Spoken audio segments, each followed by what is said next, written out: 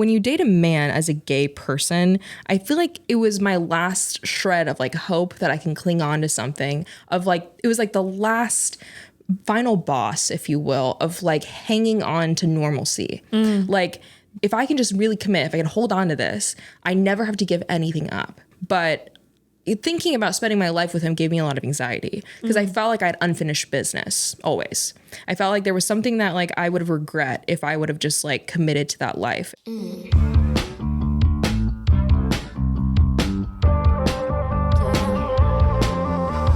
Hey y'all, welcome back to Made It Out. Today I'm here with internet sensation and my friend Hina Sabatine. Oh my God, you are so generous with internet sensation. I'm just a guy.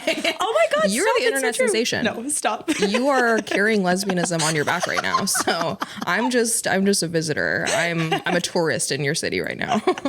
Well, Hina is here to tell us about their journey to success and how you've taken shit that life gives you and made magic. Yeah. Let's break it open. Yeah. Let's start trauma dumping. Let's go. Strap in. Let's start at childhood. Tell me about what was it like? Getting right to the nitty gritty. Yes. Let's start with your childhood. What happened to you? Why are you like this? I was born in Japan. I was raised in Japan, and then I moved to Hawaii when I was a kid. So, I mean, unlike most places, I didn't move to like white America. So moving to like a new country where the majority is people that look like me is like a completely nuanced experience, right? Because it's like normally when you immigrate, people around you look pretty different. But regardless of that, I think that there were just so many like cultural things that were so different from like where I came from. And I feel like in Japan, it was like you're encouraged to be very independent from a very young age. Like, for example, like there's really no janitors at school. Like the kids clean their own school and the kids serve their own peers like lunch and you help in the kitchen. And like, it's very much like you're looking after yourself and your community. And like, that's how it's always been. Right. And so when I came to the States, one of the first things I noticed was like just how individualistic the American society is and like how it's not as community centered. Like I wasn't really looking after people in the same way I was back home. And then obviously like adapting to a new way of speaking, a new way of just being and acting. Like I still to this day have not watched SpongeBob because that was just like I missed the train on that. Like people grew up watching that. People were like making SpongeBob jokes. I just always felt like I was left out of stuff. Like I don't know. And nobody knew my childhood references, like the shows that I watched. Nobody knew those. I didn't know what to talk about with people. I just felt like very alone. So, and even to this day, I don't identify as much with like American culture as I do with like Japanese culture. Yeah. Growing up, do you think that shaped a lot of your like trying to conform and trying to fit in? Do you think it shaped a lot of your hobbies and things that you did or were drawn toward? I think to like some extent, yes. Like I think at some point, like I always actually thought I was a pretty eccentric child. Like I had really weird interests. So I wasn't really making it easy for people to be like, whoa, that person's really cool. I was kind of a weird kid.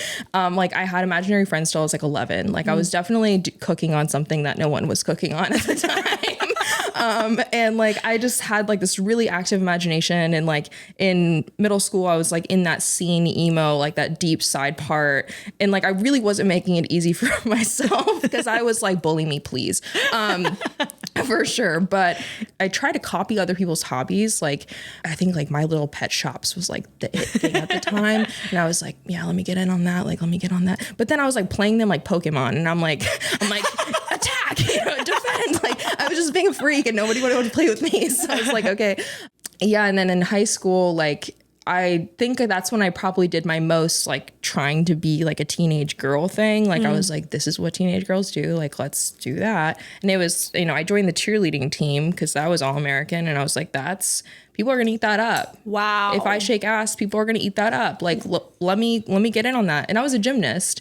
So I was like, this is a natural evolution. And like, people are going to think I'm sexy and fun. And like, that was honestly what I thought about to get there. I was like, this is going to make me cool because I was tired of being ugly. So I was like, let's just do that. But when I was wearing like my little uniform and like my little mini skirt on Fridays, game days, I felt like I was like playing a charade. Like I was like pretending to be a teenage girl. Like it always felt like I was an actor, like a 28-year-old actor playing a teenager in high school. Like that's literally how I felt. Like I just felt like I was like, this is a role I'm playing. Yeah. And I actually in high school, every single year I like rebranded and tried a new character on. Like one year I was like one of my best guy friends, he called me dumb. And I was like, that's so fucked up. Because I was always made to feel dumb, like growing up, right? And so I was like, I'm going to actually become the smartest person ever. I'm going to read 50 books this year. And I read 50 books. And then I was like, no one ever is going to call me dumb ever again. And I started and I became like that. I watched Perks of Being a Wallflower and I read like Looking for Alaska by John Green. And I was like, guys, new personality unlocked. I'm going to do that. And so I was doing this all wallflower bit for a bit, just being a freak. And then through many evolutions and many cocooning and metamorphosis, we somehow landed here. It's interesting. I can really relate to this, like trying on different characters. I moved when I was young from Chicago to Dallas. Yikes. And that was just like, I mean, Dallas is great. But I also went through many kind of versions of myself in high school. I was the athlete and then I was the theater kid. And then I was like, okay, dating all the older guys, like, fuck this. I need to get out of here and graduated early. But I've never heard it said out loud like that of this kind of trying on these different things. I thought it was just... I also feel like this is like quintessentially queer, no? Because I feel like as a queer person, there's always this like intrinsic feeling of like, there's something different about me, and not like I'm not like other girls way, but like in a genuine, like, I don't feel like I really belong here. Like there's just this intrinsic thing that I always felt growing up, that like there was just something off about me is what I always said. There's something off, like something's off. Could you place it? And I could never place it. And like, I remember as young as like being in yochien, which is Japanese, like kindergarten, where we'd play house, and I never wanted to be the mom. I was always like, I'll be the dad. And I would tell the girls like, one day we can actually get married. And then them being like, silly, like we can't get married. We're girls. Then I'd be like, why not? Like, I literally could not understand like why. I did not even think of it as a thing. Like, I didn't think that was me being gay at all. I didn't think like, oh, I love this woman. I have a crush. I didn't think about it like that. It was so innocent. So I could never place it as like, oh, maybe there's something, maybe I'm gay. Like that did not occur to me for a long time because I didn't think anything about being gay. Yeah. Because I grew up in a place where you don't talk about being gay. There's no gay anything. There was actually a lesbian characters in Sailor Moon in the Japanese version. In the American version, they're cousins. We don't want to talk about that. America, incest, cool, lesbians, bad. And so, I grew up seeing lesbians on my favorite show. And then, but it was never like, oh, those are lesbians. It was not a thing. It was just like, and that's not to say like Japan is like the, pinnacle of like lesbian acceptance, but it was literally just not even a thing. Right. And so coming to America and people were making a big deal about being gay, I didn't even know. Yeah. I was like, what? I didn't even know what gay was.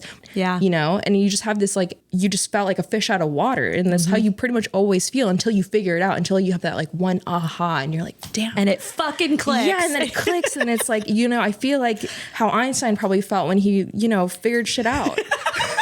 I'm sitting there like a mad scientist with like my red string all over my fucking wall. And I'm like, oh my God, you're gay. Like, that's it. Yeah. Honestly, trying every fucking thing. Yeah, trying everything. Every relationship. You do the athlete thing, you do the theater thing. I can't believe you didn't figure it out in theater. That's a doozy. But dated all the gay boys in theater. That. Yeah, I'm like, you should have figured that out by now at that point. If I would have done theater, maybe I would have figured it out a little bit earlier. Okay, Texas. Totally. All right, so when did it finally click? I feel like it didn't fully click for me until I was probably like about 20. And I was actually dating a man. And when I was dating said man, we were in like an open relationship. And I was always seeking to date women outside. And I felt like with dating, when you date a man as a gay person, I feel like it was my last shred of like hope that I can cling on to something of like, it was like the last final boss, if you will, of like hanging on to normalcy. Like if I can just really commit to this and if I can just be as straight, this is as straight as I'm going to be right here, right now. Right. And if I can just really commit, if I can hold on to this, I never have to give anything up. And to be honest, I was not miserable. Like I didn't hate him. he was a lovely person, but thinking about spending my life with him gave me a lot of anxiety because I felt like I had unfinished business always. I felt like there was something that like I would have regret if I would have just like committed to that life. And like I wasn't attracted to him in the way that I was excited and attracted to women at all. It was different. It was a different kind of thing. Like I appreciated his person. I was like, you are a good person. I can see that objectively.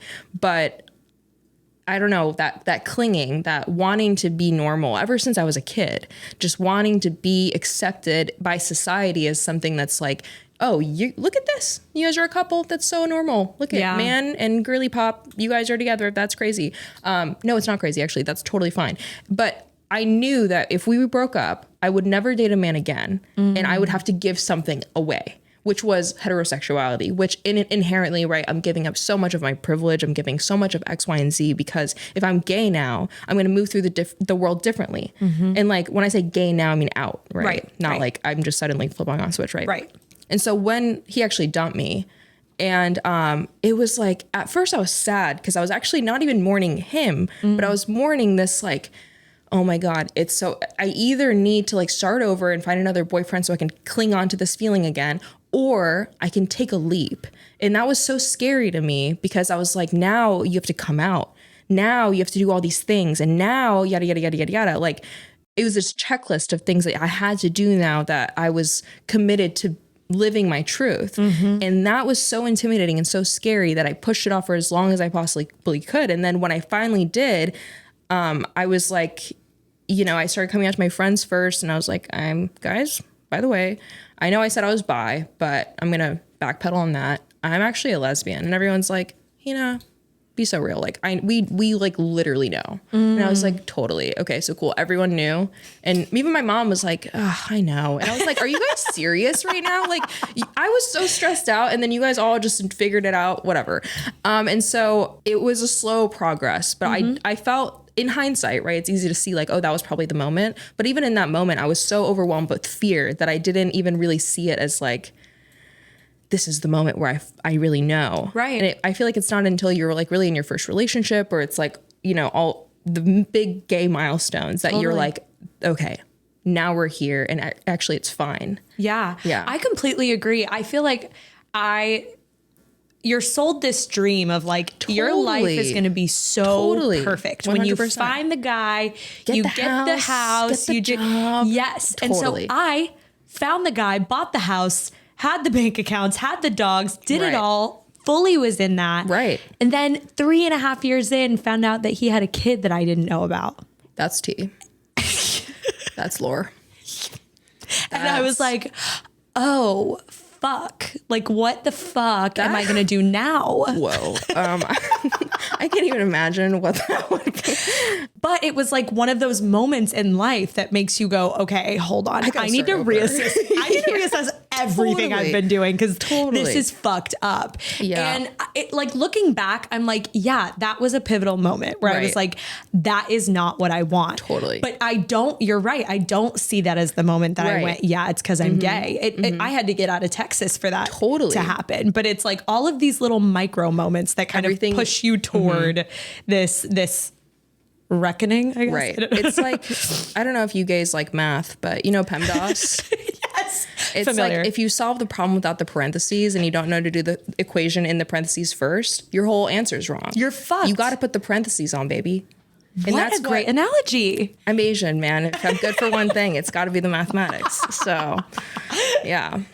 They's in STEM. Check it out.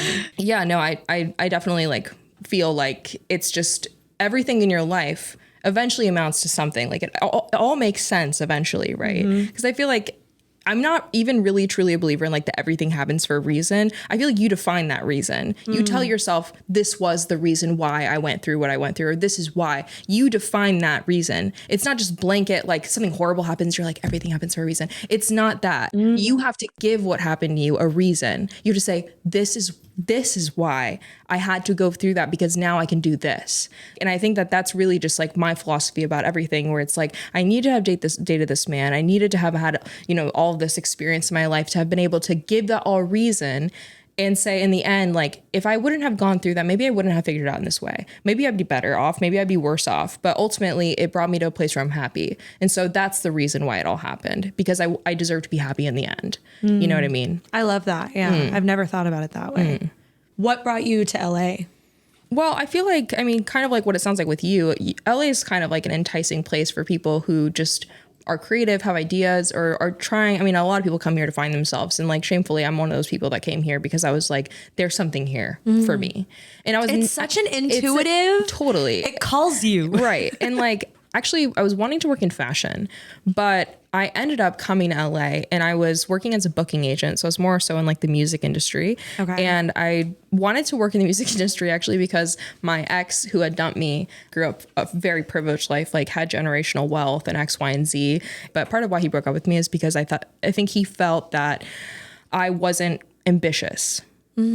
And I wasn't going to like have that like echelon of like what his family is like expecting or what he was expected to do with his life. And I'm a Leo, so I have a lot of pride. And if someone makes me feel like they think I'm incapable, I have to go and prove them wrong. And also I have to prove myself because I feel like I'm very susceptible to believing that I'm incapable of doing things. And so I've always had to say, let's just try. Let's just see if we can do it.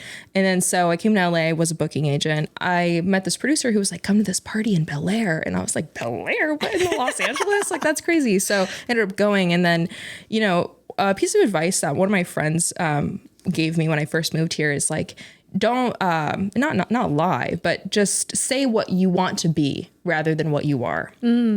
Which I remembered these words in this moment. That's what everybody in LA does. Yeah, exactly. And really people don't fact check you. So I was able to get away with saying this girl who I met, she was like, oh, I'm a music artist. I was like, oh, who are you with? She's like, I'm not with any label. And then I was like, she's like, what do you do? I go, oh, I'm an A&R. I'm not an A&R. I just said it. And then she was like, oh, I need one. And I was like, cool, let's work together.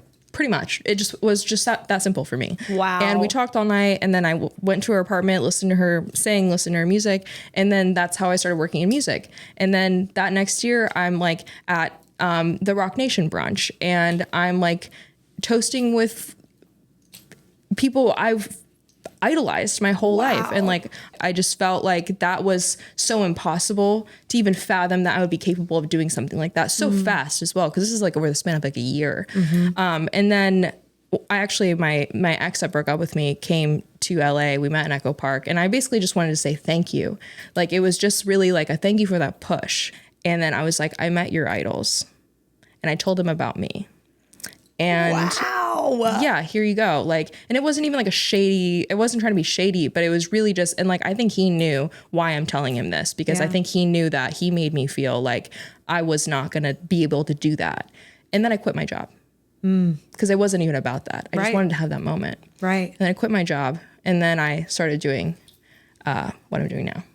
How beautiful that you could prove that to yourself, though, and have that just for yourself. Like, if I reach to do something so crazy and ridiculous, I can do it. And I feel like that's usually how it happens. You just say it. You just start having crazy ideas. Yeah, totally. And I'm sure like this podcast even was probably just like one day you were like, well, what can we do? And then you have an idea and then you do the idea and then it's really successful and you're like, wow, that's crazy. It's crazy how these things are born. This podcast was actually born out of the failure of Hina and I were supposed to be on Les Angeles, the reality TV show together. Right.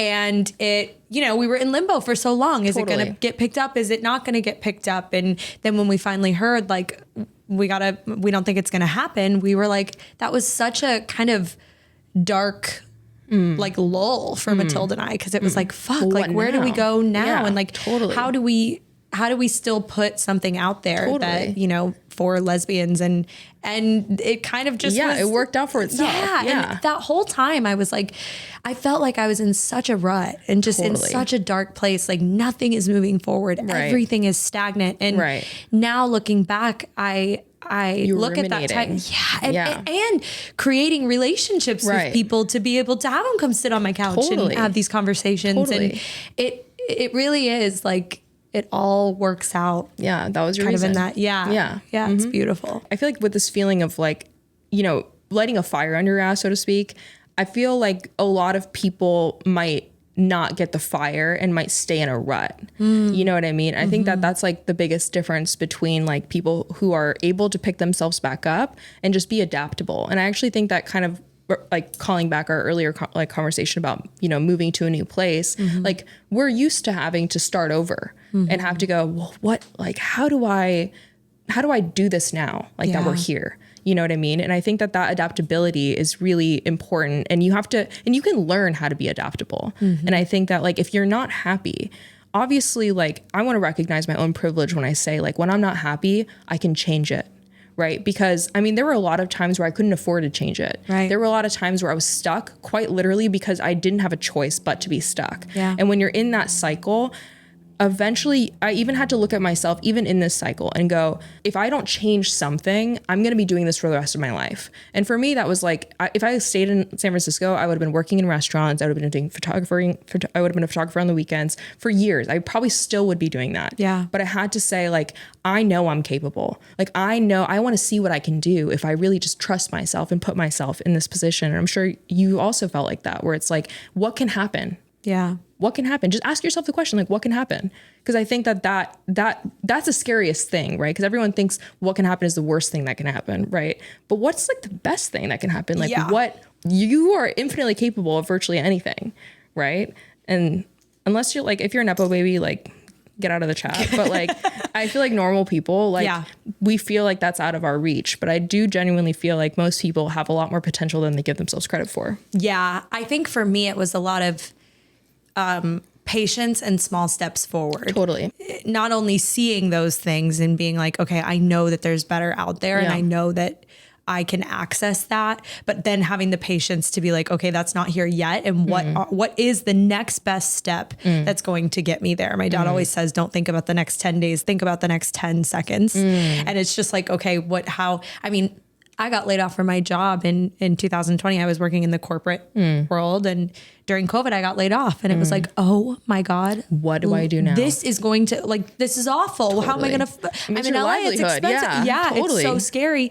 And I fucking went back to bottle service, which was so humbling at an old age. But I mean, girl. But it's like, okay, here's what I'm going to do just to pay my bills. I can work little hours on the weekends, free up my mind during the week. And that's how I got on TikTok. And I was, figuring out my gayness, got on TikTok, and that's how I found Matilde for the show. And it's like just these little incremental things that you do to bet on yourself and bet on that dream. 100%. They're so much bigger than you think that they are. For sure. I had this friend that was always like, asked me all the time, like once a week, like, what's your dream? And I'd be like, you already asked me this. Like, why are we doing this like all the time? Like it's the same thing. And then she would always challenge me to go, and what else? And what else? And what else?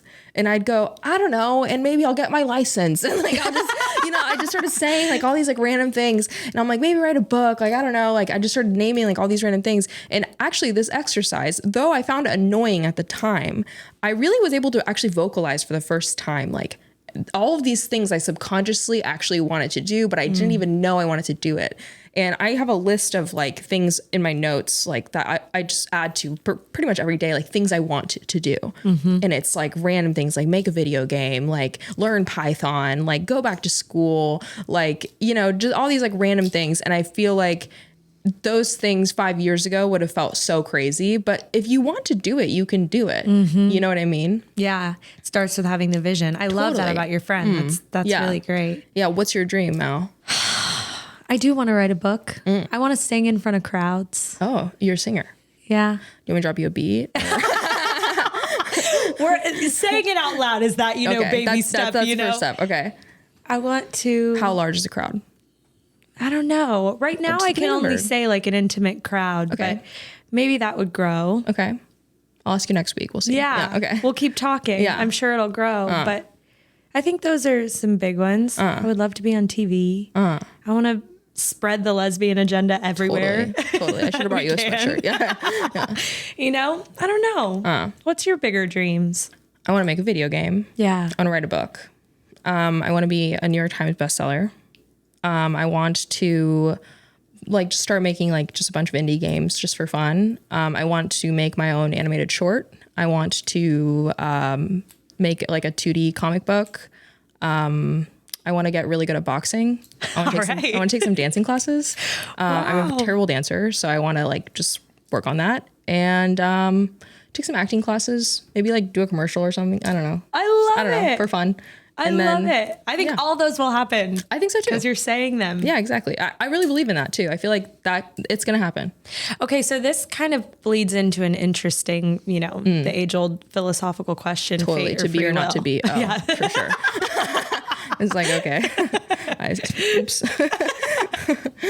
Fate or free will? Free will. Yeah. I mean, I'm agnostic, so I don't really think anything's pulling me in any which way. I think that where things get dicey, I think that like fate and free will, they're different sides of the same coin, right?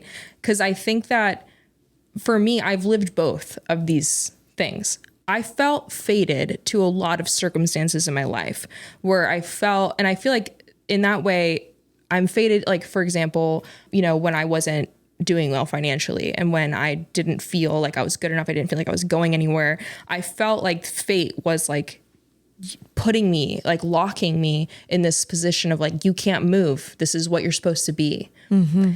It's almost like fate is like you on autopilot. Right? You're kind of just falling into line of like whatever you're supposed to be. Whereas like, I think free will is when you recognize how you're moving, how you've just been moving autonomously. Like, I love video games, so I'm going to make this like a video game reference, but like, in The Sims, have you ever played The Sims? Gay rite of passage. When you play The Sims and you leave your Sims like not doing anything and they just kind of do the same thing. They're like eating when they're hungry. They like shower when they need to shower, when they're getting stinky and that green fog's everywhere. They sleep when they're tired, et cetera, et cetera. They go to work when they're told. And then you start playing The Sims, right? And then you start making them paint, you start making them learn how to piano and you make them cook different things. And then they start getting all these skills and they start really like evolving as Sims, right? Yep. Essentially think of yourself in this way where it's like, if you're just going to keep moving autonomously, like if like, just absentmindedly, you're going to stay in this box that fate has carved out for you. But if you become almost like aware of like, I want to do something different. Yeah. Then you can break out of that mold and do something different. So I do feel like right now, I feel like I'm in this free will state, but I do feel like fate and free will are almost like states rather than like philosophical forms of existing, if that makes sense. It's very similar to something that Eckhart talks about, where he basically says that when you are in this, almost like what you're talking about, this asleep state, you create suffering. Totally. Until your body becomes, or your mind or your consciousness becomes awakened. And now you do kind of move into this free will state. But where I think it differs a bit is if you believe in something higher or a higher power, it's kind of this like, you are you're a wave in the ocean. Totally. Now, yes, you have free will, but do you really? Because it's all a collective. Totally. And, in that collective mind, that's really what's making the decision. So it's interesting. Kierkegaard has a very similar philosophy of existentialism in like the leap into the unknown, like that faith that you have to have in that leap. It's also, he's a Christian existentialist. Okay. So it's like very similar. If you like that, you probably would like. All right. I love it. Yeah. I'm going to check it out. What specific life events do you think inspired this change the most? I actually had a friend fallout where basically my closest friends for 6 years all kind of like teamed up against me. And my best friend of the group wrote me this like really, really long email and basically pointing out like what a flawed person I am and like X, Y, and Z. And obviously that's hurtful for its own thing. But the most hurtful thing about this message was at the very end, she was like, it's exhausting to believe in you. Like, I don't believe in you. And for me, like, I always felt like, not to sound depressing, but I always felt like alone in this world. And to finally find friends and then feel like, I'm not alone. And then to actually be reminded, no, you are. Like, that was really hard to deal with, right? And I feel like that feeling of like, these people don't believe in me, but actually that was actually what I needed to know, that I'm the only person that believes in me. Like I had to prove it to myself, not even necessarily to them. But I mean, at that point, like, I mean, to be fair, I was financially struggling. I was like really, really just in a bad place. Like physically, I was not healthy. I was eating like junk. I was just not taking care of myself. I had dreams though, and I had ideas, and like people always said like, oh wow, you have crazy ideas, and like almost like laughed because they seemed too lofty. Like it was like, oh yeah. You know, it's like when people were like, oh yeah, I want to win an Oscar, and people look at you like, okay. You know what I mean? But it's just like one of those things, and I always felt like people pitied me. Like people looked at me with like, oh, like, oh, sure. You know what I mean? And like, I just hated this feeling of like, but I'm capable, like watch, like just like I can do it. And then, but I just had this like reflective moment where I was like, but I'm not doing it. The reason why they're laughing at you is because you're not doing what you say you can do. Yeah. And when I quit my job in music, that actually coincided exactly to when I started doing TikTok. And namely, one of my friend who said that she didn't believe in me, I think that one of the things was like, I always was like, you know, I want to see my face on Sunset Boulevard. That was like always like a thing for me because, you know, especially being from another country, like even we all know about like Los Angeles and like Sunset Boulevard. And like, that's just like like the palm trees, like you fantasize about this place. And so I always wanted to be on a billboard, and my friend was like, in that billboard, like, you know, it just kind of like mocked the whole idea and always offered like, do you want to, I can get you a job at my restaurant. I was like, I don't want to work in restaurants anymore. That's why I moved here. I want to do something real. And so, you know, when I started TikTok, I was still doing my music business stuff, but I didn't want to do that anymore. And up until that point, I was, you know, I lived in like France. I had international partners and things like that. So I had learned a bunch of languages along the way. And so I go online and I make this like video. It's like 60 seconds long of me speaking every language I can in like 60 seconds. Wow. And it went super viral. And then that was actually like all I needed to feel like I can bet on myself. I finally, for once in my life, felt like recognized for something I could do. Like that's why it meant something to me, not like the views, but because it was like, people were like, wow, that's crazy. You can do that. And I never had that reaction to anything I can do before. People always kind of wrote me off as like just some loser person who was just random and like financially irresponsible at times. You know what I mean? But then, I quit my music job pretty much immediately after that. Wow. And then I was like, I'm going to move into a tiny, tiny little Hollywood studio, and I'm going to, and I literally had to beg the landlord. I was like, please, I'm going to have the money. Like, you have to just like, I had no money. Wow. Like I had nothing. And so I was like, I'm going to get it to you, I promise. And I made friends with the landlord, and I ended up living in this building. I did make the money, but I remember like feeling like, I don't know how I'm going to, I even still was like, oh, I don't know how I'm going to do this, but I have to do it now because I've given someone my word, and I felt like I was counting on myself to like really do all these things. And then I got my first brand deal. Then I got my second brand deal, and I was really on top of it. I was always posting. I was just trying to get this vision. I was trying so hard, you know? And then COVID happened. Obviously, this is like during COVID. And so I'm like alone all the time, just ruminating in ideas. And I'm like, finally, I can do these ideas. And then I did this like lesbian parent series, and that really just blew up. Like that was my first like ultra viral video. And then I was like, oh my God, this is the recipe. Like I figured it out. Like this is it. Like people think I'm funny. Like that's crazy. And so I was like, you know, I was over the moon, and I was like, this is gonna sustain me for some time. And then like I think 2020, I don't know, 2022, I don't remember.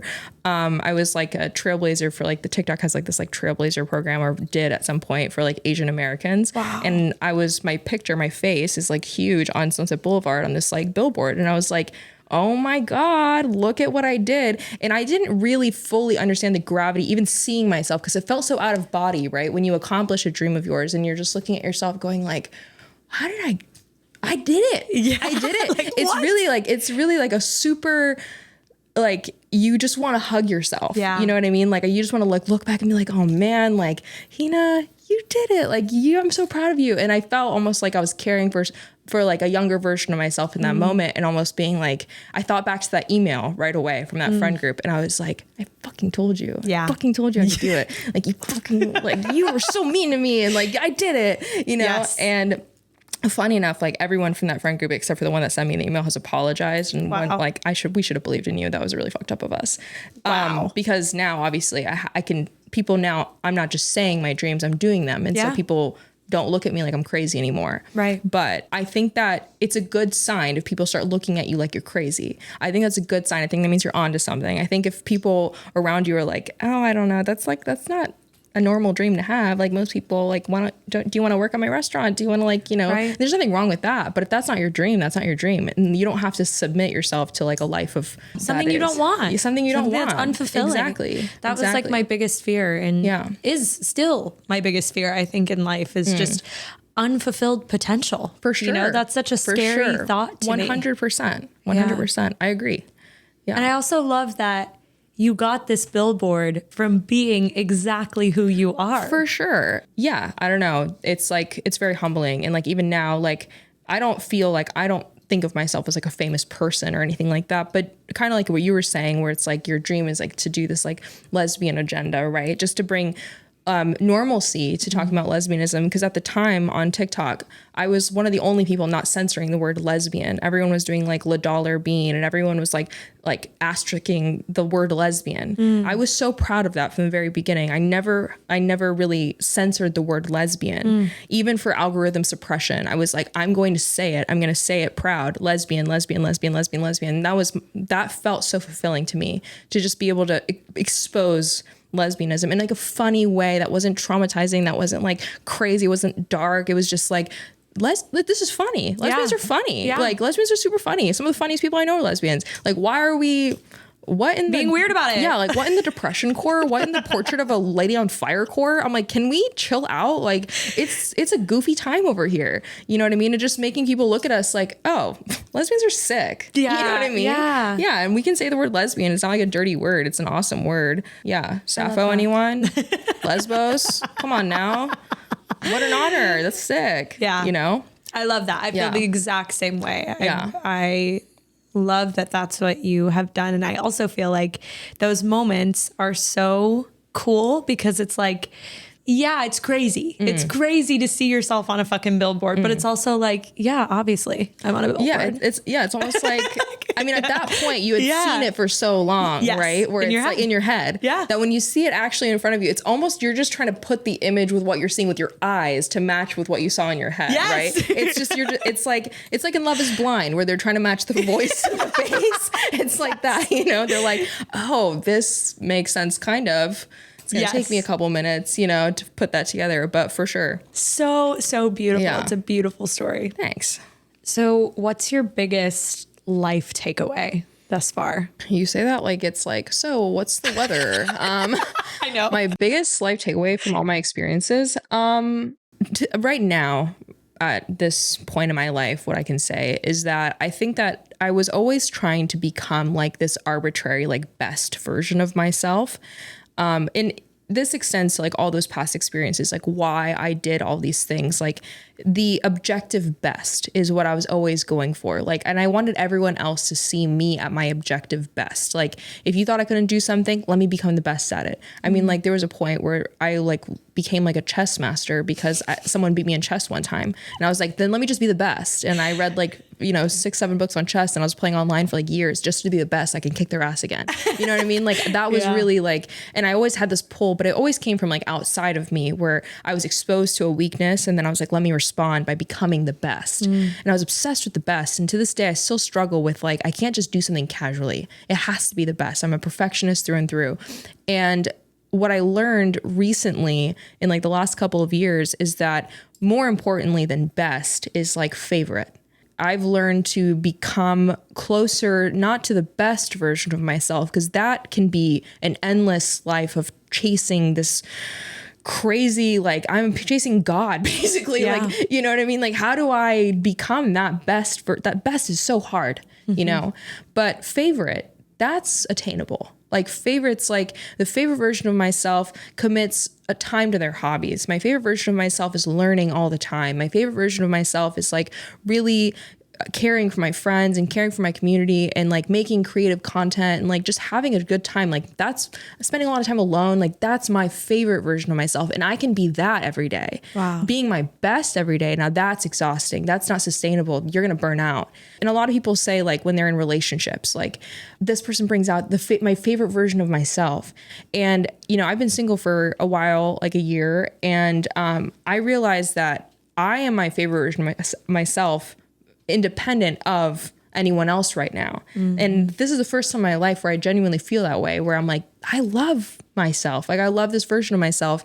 And it's because no one's lighting a fire under my ass right now. Yeah. It's completely self-motivated. Like this is what I love about me. Let me just make that my whole thing. Let me just be who I love about myself. Let's just be that all the time with other people too. And it doesn't have to come out with other people. I can just be that all the time. Yeah. And I think that that's probably my biggest takeaway in life is just aiming more towards that ideal rather than like this notion of like whatever best is, because best can change depending on who you're around, what everyone else thinks is best. Yeah. Favorite, that's completely subjective. Yeah. You know? I love that. That's beautiful. We're doing a new segment and it's called What Are You Working On in Therapy? Oh. I know it feels like we just did. I'm like, therapy. Didn't I just tell you? Well, actually, I'm not in therapy right now. That's okay. What are you striving toward? What are you working on yourself?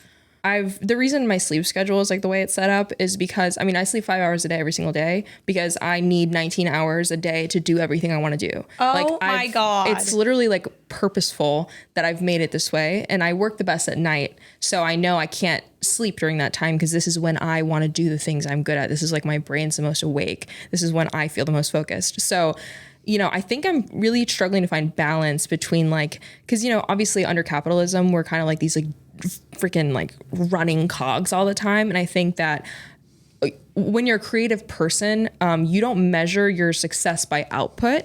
You measure your success by like how you feel about what you're creating, right?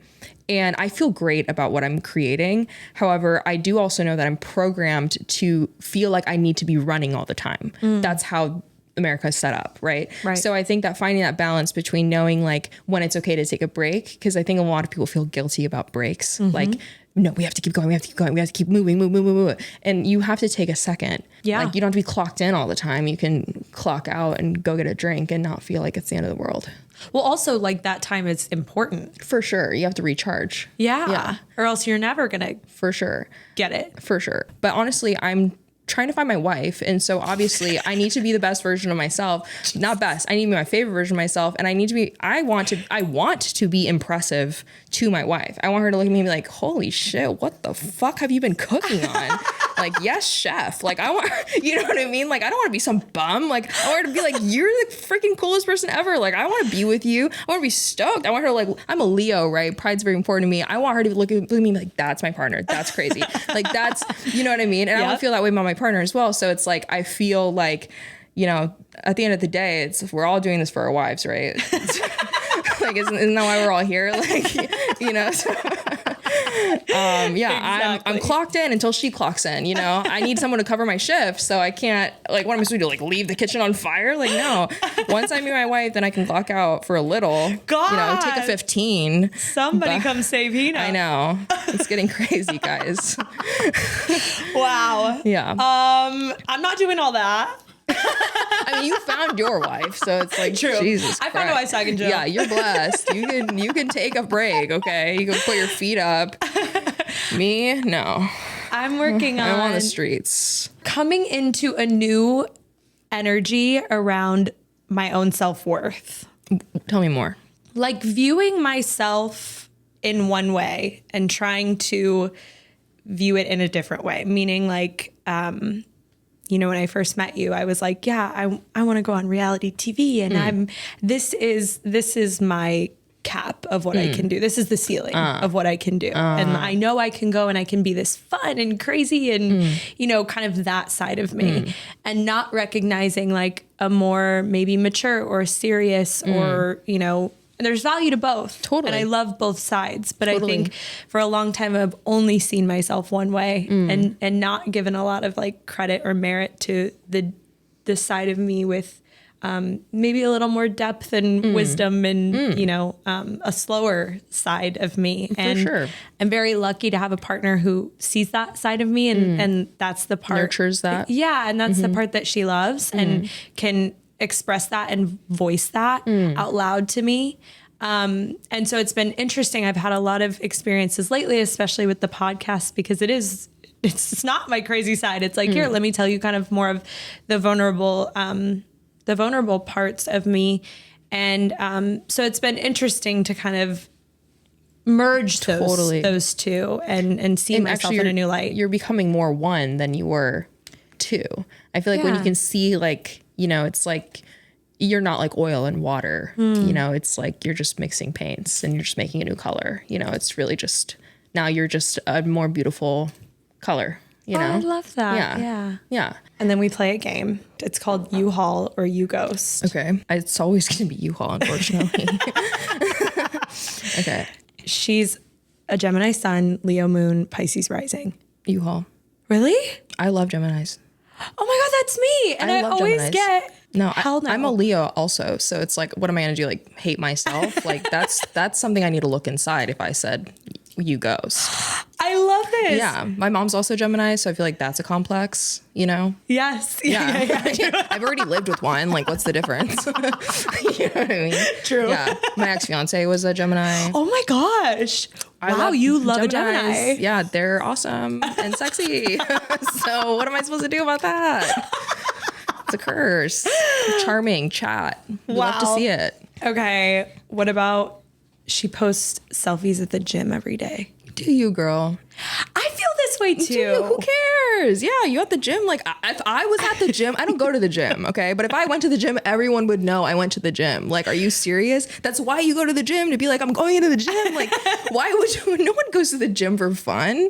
That's really true. You go to the gym to be like, I am a beacon of fitness. And that's the only reason why anyone would go to the gym, right? I agree. It's not even to get fit. It's like to be like, I am fitness. Like me, I am the poster child of fitness. Of course, yeah. Sure, U-Haul. All right. They've never been in a relationship. No, ghost. I agree with that one. I'm on the same page. Yeah, I'm at my big age. Yeah. Guys, you need to cook. You need to have learned things. You need to have been humbled. Mm-hmm. You need to have reflected. Mm-hmm. Because like, I feel like being in a relationship, it's really just holding a mirror to yourself and you're going, I hate everything about me. And I feel like you have to have had that moment many times, because then at some point when you've been in enough relationships, you don't hate yourself anymore. And you're like, I've learned, I've adjusted, I've adapted. Mm-hmm. I'm no longer X, Y, or Z. Because only romantic relationships really can expose you in the way they expose you. Totally. They like get to know you in a way that nobody else does. For sure. Except for maybe your family. Totally. And I feel like, you know, without being in a relationship, you might have not had that push to go to therapy, because when you're in a relationship, I feel like then you're like, oh my God, I'm not perfect. That's crazy. And then you go to therapy, and then you work on it. You know what I mean? Yeah. So yeah. You said you'd ghost. Totally. Yeah. Totally. Why? Same reason. Like the biggest things that have propelled me forward were relationships, like endings of relationships. For sure. And they made me be like, okay, hold on. Yeah. Something's wrong here. Totally. And then they make you look inside. Totally. So yeah. Self-awareness. Yeah. Yes. Mm-hmm. And at our age. Yeah. You're avoiding something. There's a lot you're avoiding. What's wrong? How did we get here? I mean, unless you were like out winning like a Nobel Peace Prize, we can talk. But like, most people aren't winning Nobel Peace Prizes. Yes. So, you know. We're gonna cheers with our tea. Final thoughts. We're gonna do a Japanese cheer. Oh my gosh! Yeah. Okay. You kampai. Kampai. Kanpai. Kampai. Kampai. Kampai. Kampai. Yeah. Kampai. Kampai. There it is. Yeah. Thank y'all for listening to today's episode. As always, help us spread the gay agenda by writing an Apple review, rating us on Spotify, and sharing with everyone you've ever met. You can find today's guest at K8Sabs, our show at Made It Out Podcast, and me at Mal Glowinky. Made It Out is produced and edited by Matilde Jordan and worked on solely by lesbians. Lesbian strength. Power to the great pussy. All kneel.